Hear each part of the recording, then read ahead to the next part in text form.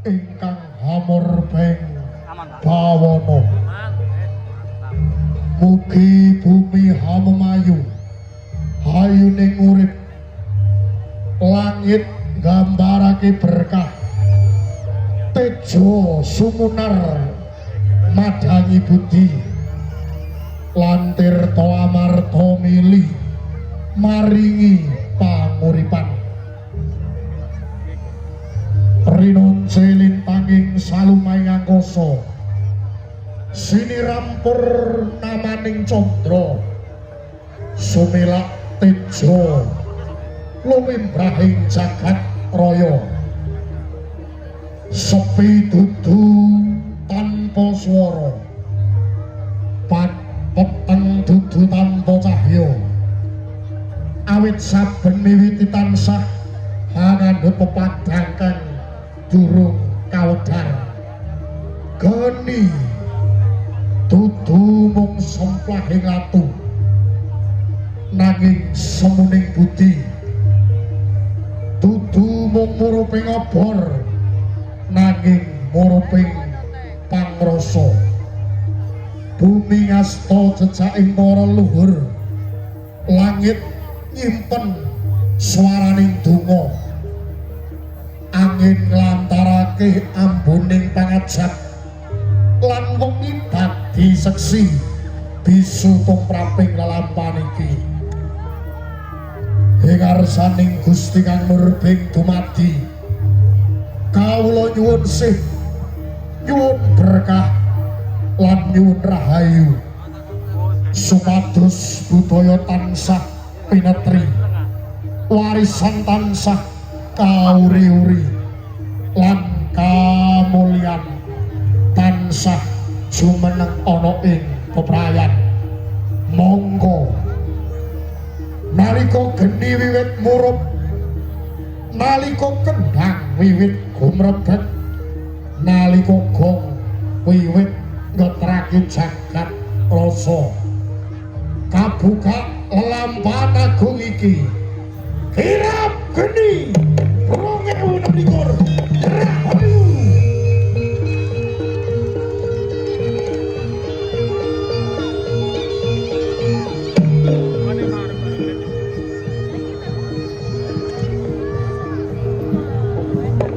Gumelaring jagat kang silemut wengi, tejo sumunar nyawiji kalawan muruping geni. Bumi gumeter alon, langit kaya dene nyekseni, rawuhing para jejakaning budaya. Lir gunung kang jumeneng tanpa obat, kaya samudra kang nyimpen daya tanpa swara. Monggo kawuryan sawijining rupa, arungan blora, dudu amung rerengganing pasuryan, ora mung gegambaraning kewan, nanging pratandha wani kang tanpa kumalungkung, pratandha santosa kang tansah angreksa, lan pratandha budi kang ora gelem sujud marang lunturing jaman. Nalika kendhang gumrebeg, nalika gong ngegeterake jagat rasa, nalika geni murup madangi bumi medhang kamulyan. Sawangga tangi ora ing budaya, tangi asmating para leluhur, tangi kamulyaning bebrayan. Mugi barongan tansah jumeneng, mugi budaya tansah murup, mugi kamulyan tansah winanggih.